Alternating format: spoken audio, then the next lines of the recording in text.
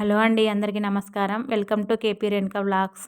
Egg rice చేసుకోవడానికి కావాల్సిన పదార్థాలండి: carrot, పసుపు, పచ్చిమిరపకాయలు, కారం, కొత్తిమీర, నిమ్మకాయ, ఉప్పు, కరివేపాకు, టమోటా పండు.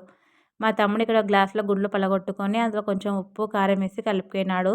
తర్వాత వచ్చేసి బాల పెట్టుకొని స్టవ్ ముట్టించేసి నూనె పోసుకొని ఫస్ట్ గుడ్డు పలగొట్టిన అందులో వేసి బాగా కలిపాడు.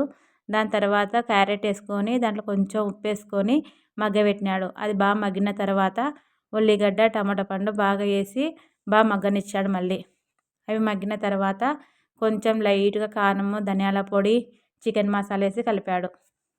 పిల్లలు చూడండి ఎలా ఆడుకుంటున్నారు. ఒకరు వచ్చేసి వీడియోకి వెళ్ళి చూస్తున్నారు ఏం చేస్తున్నానని తనకు అర్థమైతలేదు. మా పిల్లలు వచ్చేసి ఇలా ఉయ్యాల కాడ మంచాల మీద పడుకొని ఆడుకుంటున్నారు. ఎగ్ రైస్ ఎప్పుడైతుందా, ఎప్పుడు తిందామా అని ఉన్నారు.